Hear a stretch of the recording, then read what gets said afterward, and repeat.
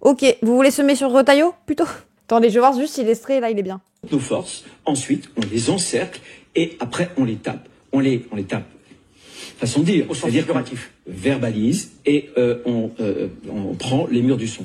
En revanche, on les tape. Regroupe nos forces, ensuite, on les encercle et après, on les tape. On les tape. On les tape. Façon de dire, c'est-à-dire on les tape au mur du son. Bah, je sais pas, est-ce que vous voulez qu'on la voie en entier? Je crois que ça dure pas longtemps, ça dure 10 minutes. Pour essayer de comprendre le contexte de cette phrase. Qui est-ce qui veut taper, ce bâtard? Pof, t'es en manif. Bah, c'est un peu ça, mais sauf que là, maintenant, ils assument, c'est ça? On les tape au mur du son? Je sais pas, hein. Avec son corps de ficello. Bonsoir Bruno Retailleau. Bonsoir Gilles Boulot. Merci d'avoir accepté notre invitation. Vous avez vu il y a quelques instants ce reportage que nous avons diffusé sur cette rave party dans les Corbières. Vous saviez qu'elle allait avoir lieu, vu la sensibilité, l'incendie dévastateur il y a quelques semaines. Pourquoi n'avez-vous pas tout fait pour l'interdire, au moins interdire cette rave party-là? C'est totalement indécent, parce que... quelle rave party? Attendez. Dévastateur il y a quelques semaines. Attendez, j'ai pas suivi. Parti dans les Corbières. Vous saviez qu'elle allait avoir lieu, vu la sensibilité des circonstances, l'incendie dévastateur il y a quelques semaines. Pourquoi n'avez-vous pas tout fait pour l'interdire, au moins interdire cette rave party-là? Mais c'est interdit les rave parties? C'est les teufeurs. Les jeunes qui s'amusent sont un danger. C'est interdit ou pas les rave parties en France? C'est totalement indécent. Parce que c'est l'été, il y a des rave parties partout. Oui, j'avais bien compris, mais rave party de la honte. Oui, c'est des rassemblements sauvages. Rave party, cible parfaite. Mais attendez, c'est illégal les rave parties? C'est pas forcément légal, mais ça peut l'être ou pas? C'est interdit en France. Non, parce que j'ai une question par rapport à une autre rave party dont on m'a parlé le 7 octobre 2023, mais bref. Rave party de la honte. Après l'incendie dans les Corbières, les teufeurs seront tous verbalisés. Malgré l'indignation, la fête illégale se poursuit ce lundi à Foncouze et devrait s'achever ce mardi matin. Des centaines de participants ont déjà été condamnés à des amendes pour des délits de drogue. Oui, c'est juste une fête, quoi. Qui faisait un peu trop de bruit, parfois. Une free, c'est interdit quand c'est déclaré non. Ok.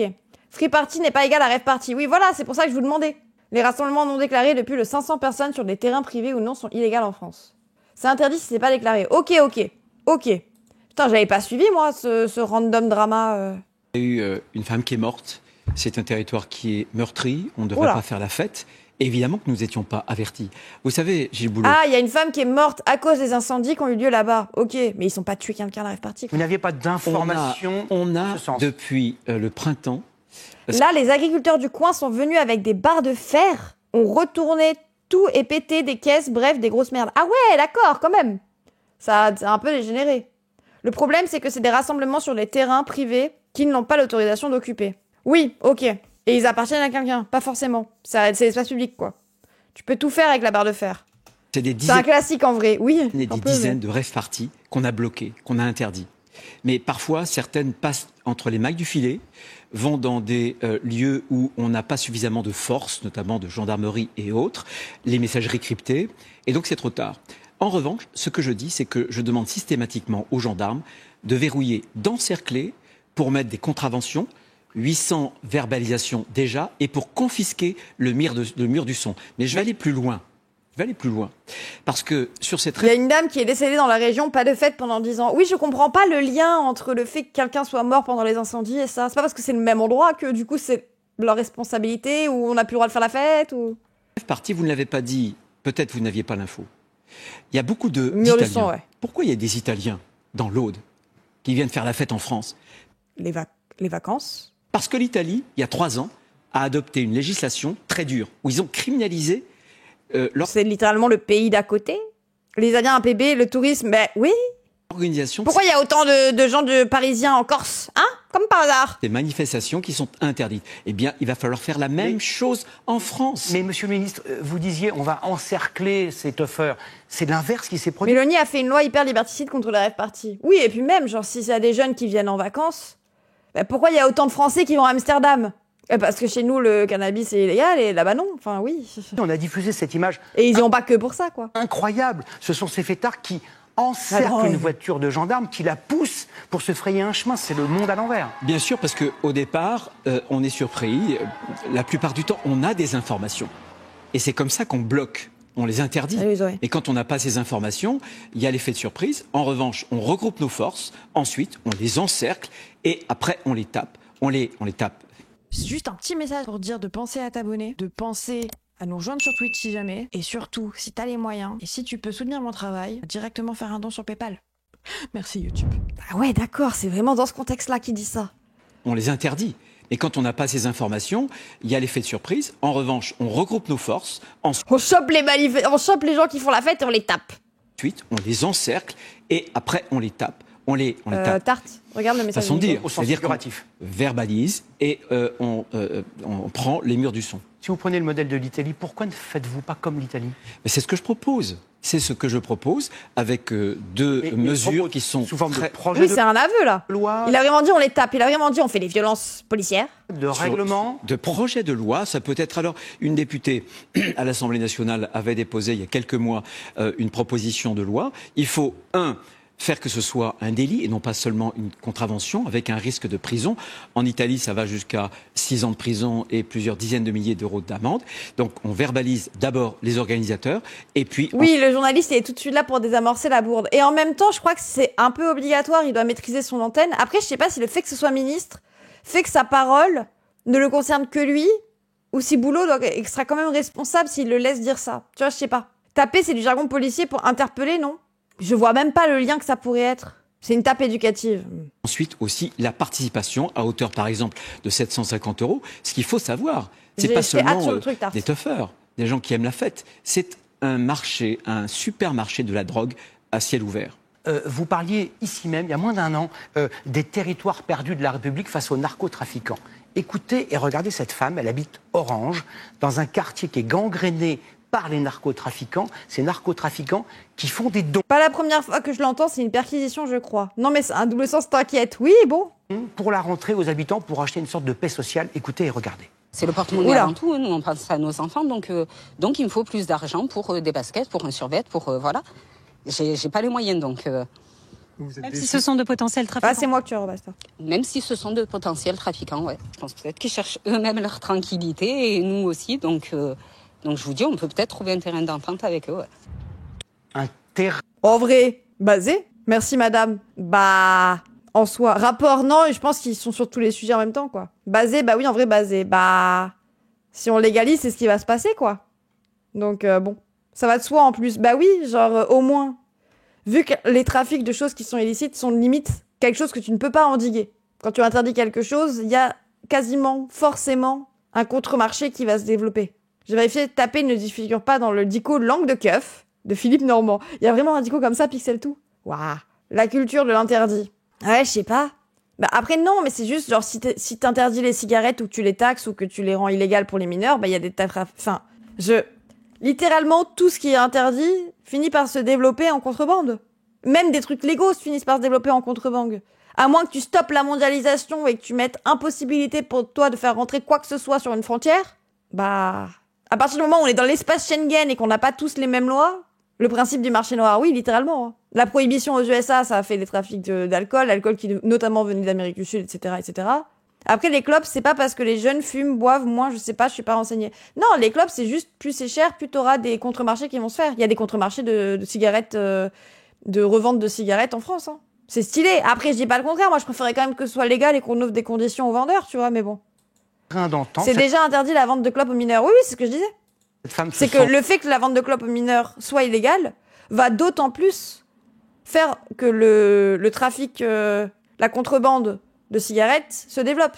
Moi, je suis pas pour le rendre légal, hein, je vous rassure. Mais je veux dire, même dans un monde communiste, risque d'y avoir de la contrebande si y a des frontières comme ça, comme l'espace Schengen. Hein. C'est que si tu peux passer les frontières comme ça, bah c'est normal. Moi, combien de gens ici ont déjà fumé mineur? Bah tout. Moi, la seule fois où j'ai fumé des cigarettes de ma vie, je devais être mineur, je pense, donc...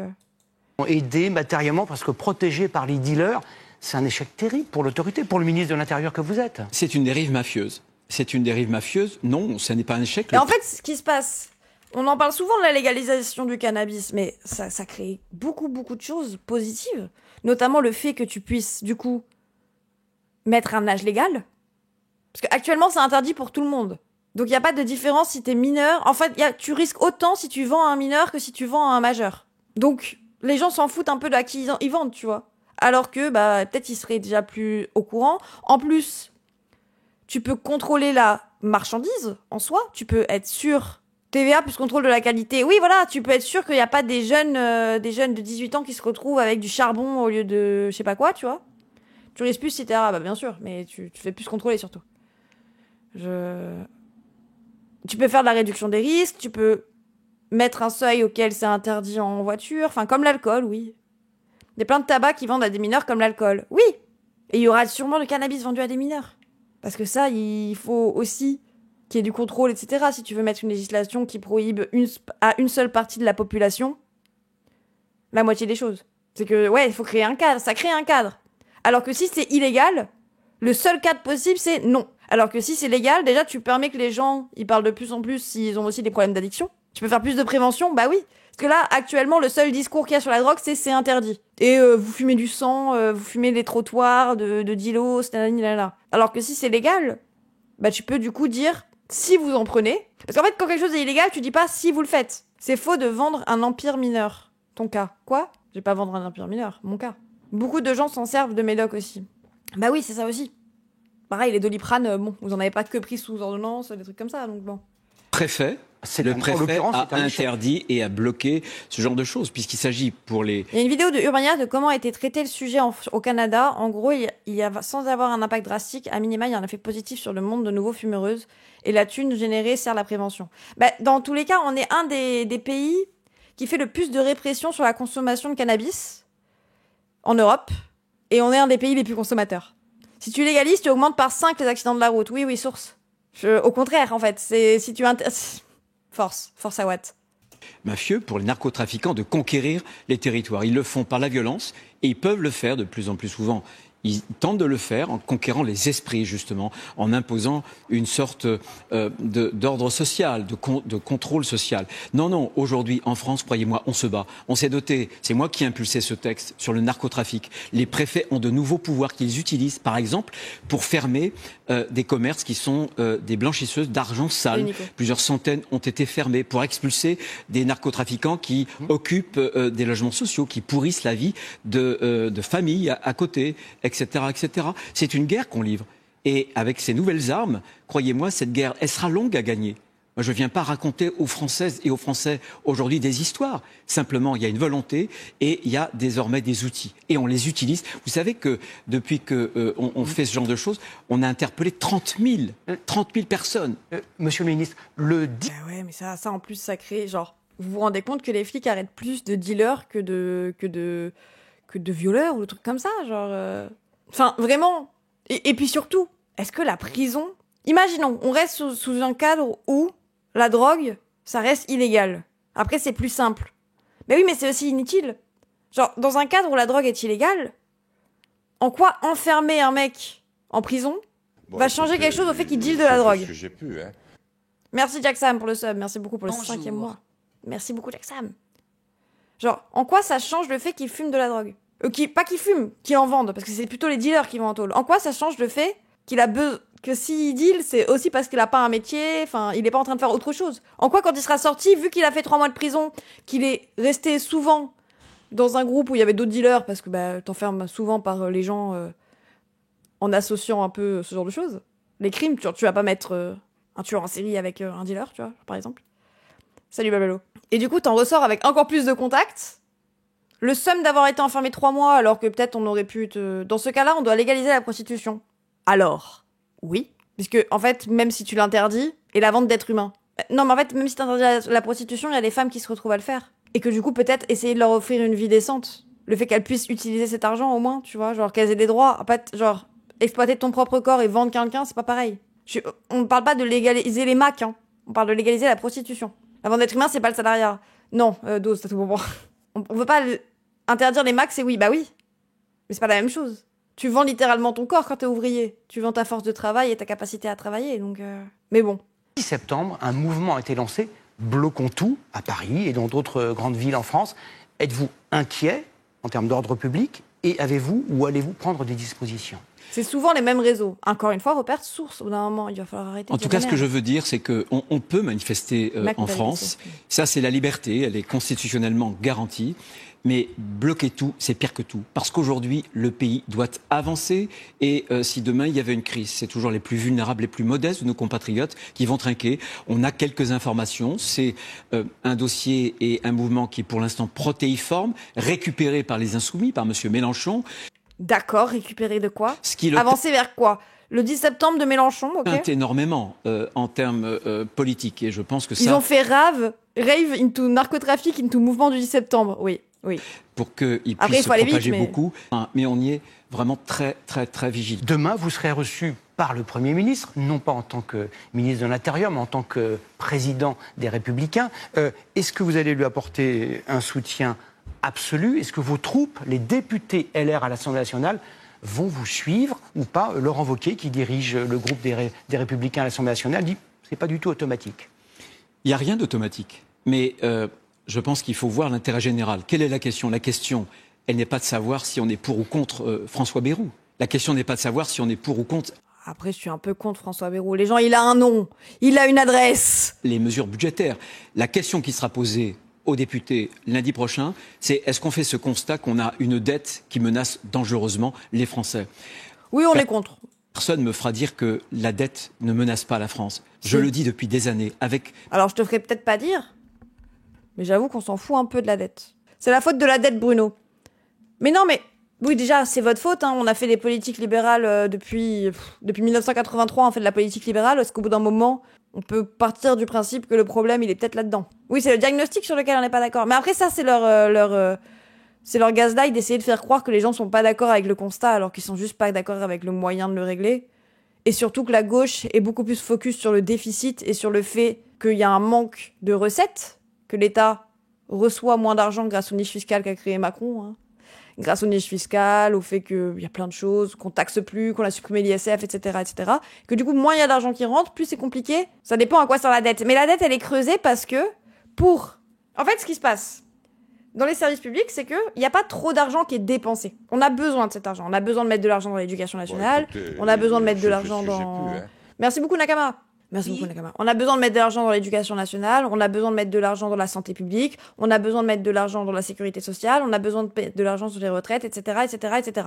Les infrastructures, le bien public, tout. Mais quand on est mal payé, dis bien, que ce soit en francs ou en euros, on reste mal payé. La dette, c'est à cause des jeunes teufeurs qui se droguent, effectivement. Donc ça, on l'a. Le problème, là, il est sur les recettes que l'État perçoit pour pouvoir les redépenser dans ça. Moins on perçoit de recettes, plus ça va être dur de mettre les mêmes sommes là-dedans. Et du coup, on a dû creuser un peu la dette, emprunter. C'est pas des dépenses, c'est de l'investissement, exactement. Mais ça reste de l'argent qui entre et qui sort. Donc si tu veux appeler ça des dépenses, moi, je m'en moque un peu tant qu'on est d'accord sur in fine ce qui se passe. Si tu perçois moins d'argent parce que tu supprimes l'ISF, tu supprimes tout impôt sur le patrimoine autre que l'ISF, tu crées des niches fiscales dans lesquelles toutes les entreprises mettent leurs thunes dans des holdings pour ensuite se payer en dividendes leurs actionnaires, et que du coup, ils ont pas de revenus, donc ils peuvent pas d'impôt sur le revenu, etc. Tu t'enlèves tous les trucs où tu gagnais l'argent et que tu mettais comme ça. Et qu'au final, tu prends de la dette dans d'autres pays pour combler tes trous. Bah oui, le problème, il est dans tes ressources, quoi. Les jeunes qui osent faire la fête sur un lieu qui vient de cramer cet été... Oui, non, ça a aucun sens. Le parallèle, en plus, n'a aucun sens. 25 que les services publics se dégradent. 25 ans que les services publics se dégradent. Oui, 25 ans qu'on fait ça, quoi. Ma famille politique. But final du néolibéralisme, tout privatisé. Bah oui, et là, ils sont rentrés dans cette phase.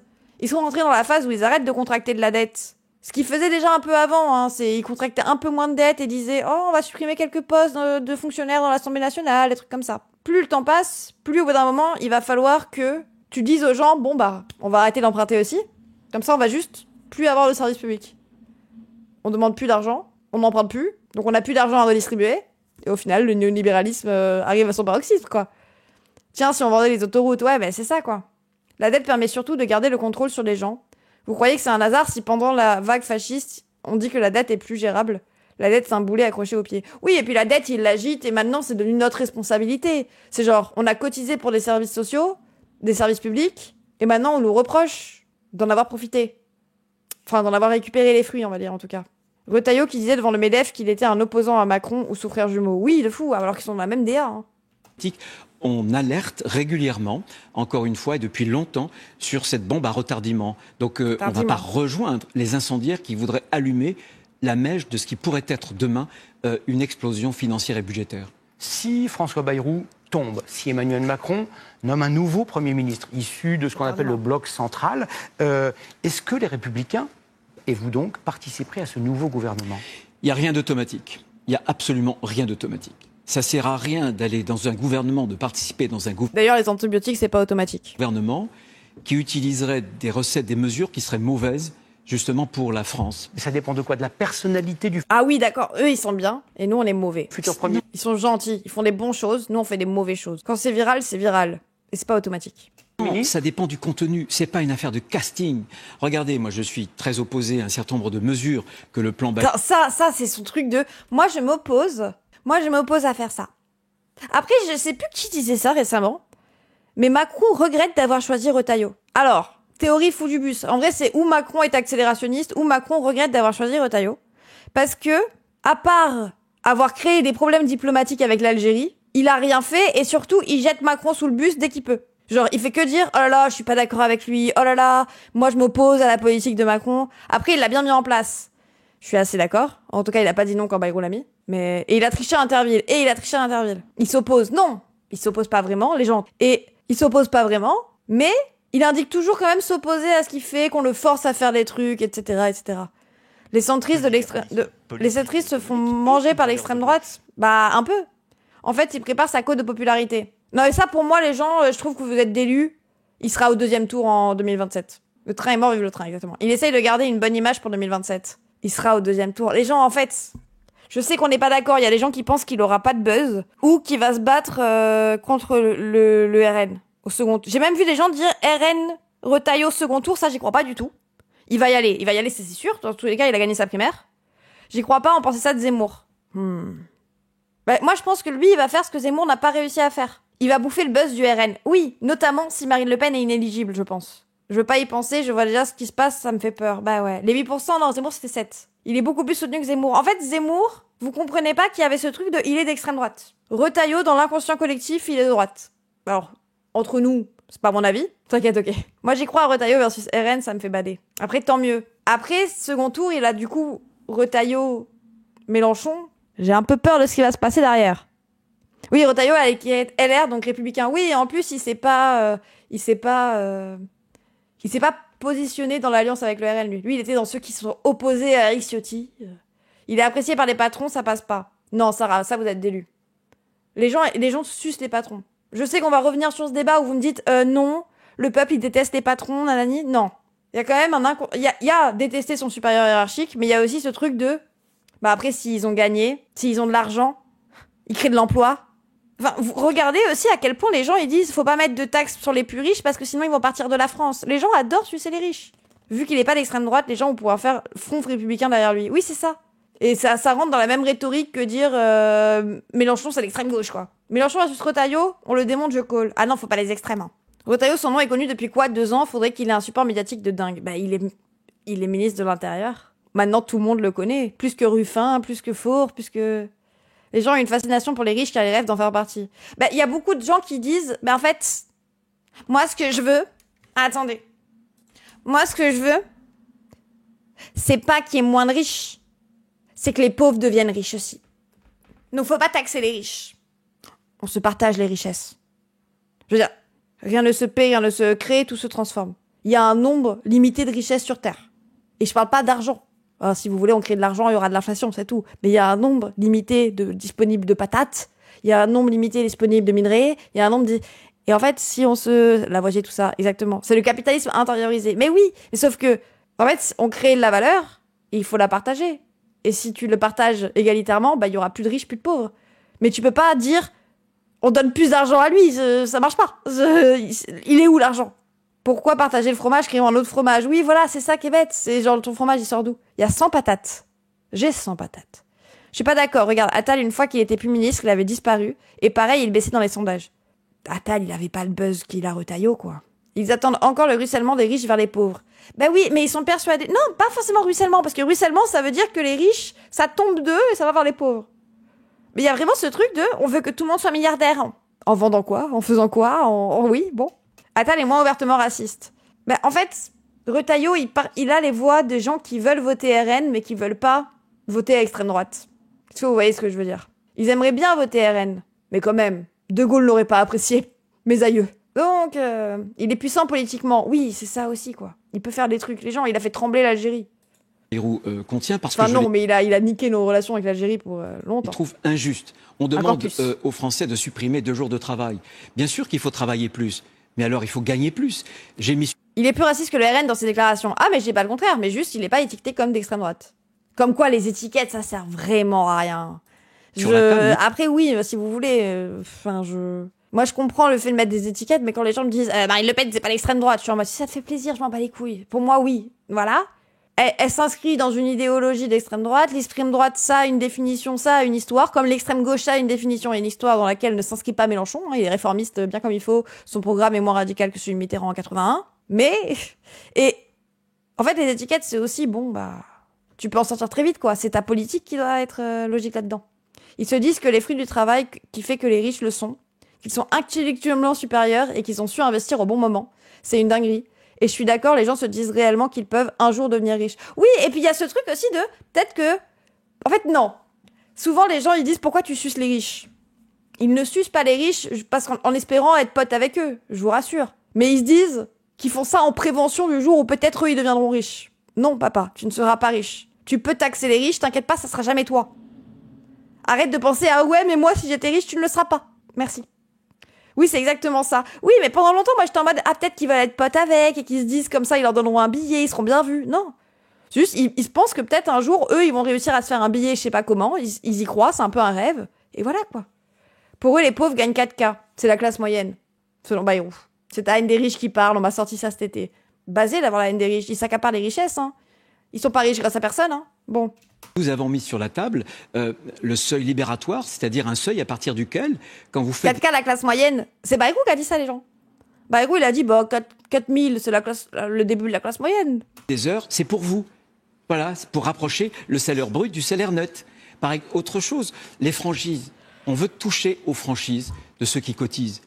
Mais alors c'est inconcevable. Il faut aussi revoir, par exemple, l'aide médicale d'État, qui est une sorte de sécurité sociale, pour ceux qui viennent irrégulièrement, les clandestins. C'est une question de justice. Monsieur Retailleau, si la situation politique continue à s'enliser, est-ce que vous êtes favorable à la dissolution de l'Assemblée nationale, ce qui serait d'une certaine manière rendre la parole au peuple? On a rendu il y a c'était la décision du président de la République. Il y a eu une dissolution. Qu'est-ce que cela a donné? Est-ce qu'on croit aujourd'hui que ça réglerait le problème? Est-ce que c'est une solution? Je pense qu'il faut d'abord avoir un budget pour la France. Quand on voit les taux d'intérêt, désormais la France, les Français le savent, on emprunte à des taux supérieurs. Oh, mais c'est...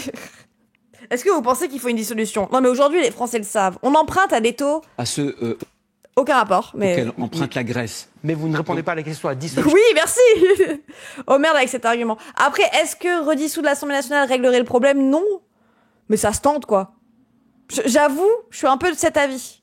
On n'aura pas de dissolution. Non, je sais. Ni de démission, ni de destitution. Ça me semble assez évident.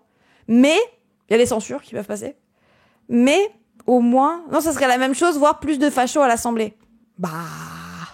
Tu peux faire plus? Parce que moi, je compte les macronistes. Donc, si c'est juste ça qui se redistribue, pour moi, les gens qui ont déjà voté LFP, ils revoteront LFP. Et voilà, quoi. Avec l'état actuel du NFP. Par contre, il y a ça, oui.